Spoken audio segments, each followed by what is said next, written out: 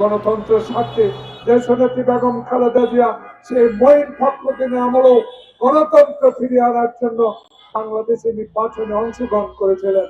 আপনারা দেখেছেন মঈন ফখরুদ্দিনকে উনি বলেছেন, কেউ কেউ বিদেশে চোখের চিকিৎসার নামও দিয়েছিলেন, কিন্তু দেশ নেত্রী এক মিনিটের জন্য দেশ ছাড়েন নাই। কারণ -2 ফর্মুলা যে আপ্রাণ চেষ্টা মঈন ফখরুল্লাহ করেছিল, একমাত্র বেগম খালেদা জিয়ার জন্য সেটা সম্ভব হয় নাই। তাই কেউ আবার বাংলাদেশে ফেরত এসে মঈন ফখরুদ্দিনের অবৈধ কাজগুলোকে তারা বৈধতা দেওয়ার আশ্বাস নিয়ে সেদিন আটলান্টিক মহাসাগরের মতো দল বিএনপিকে কয়েকটি আসন দেওয়ার পরও সেদিন দেশটিতে এত দেশপ্রেম, গণতন্ত্রের প্রতি এত ভালোবাসা, মানুষের প্রতি এত ভালোবাসা যে ব্যক্তি সেদিন উনি 25টা আসন নিয়েও সংসদে গিয়ে কথা বলার চেষ্টা করেছেন। সেদিন দেখেছি, আমিও ছিলাম ওই সংসদে, সেদিন দেখেছি সেই ফাঁসিবাদ বেগম জিয়াকে নিয়ে, শহীদ জিয়াকে নিয়ে কত উপহার দিয়েছে, কিন্তু আমরা নিরাশ হই নাই।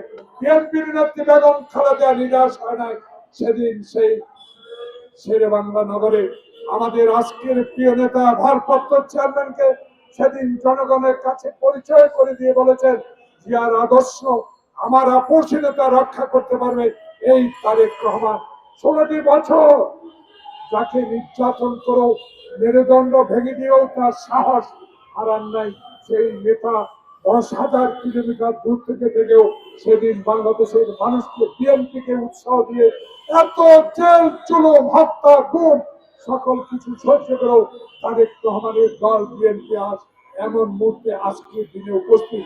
এই সময়ে দরকার বেগম জিয়া, এই মুহূর্তে দরকার বেগম জিয়া বাংলাদেশের গণতন্ত্রকে রক্ষার জন্য দেশনেত্রী যে আপসহীন সংগ্রাম করেছেন, এ আবার বাংলাদেশে এই ইন্টারিয়াম সরকারের আমলে একটি নির্বাচন ফেব্রুয়ারির প্রথম সপ্তাহ হবে আশ্বস্ত করেছেন। আমরাও বিশ্বাস করি এই নির্বাচন হবে। এই নির্বাচনে চাই আপনাদের দোয়ার প্রয়োজন।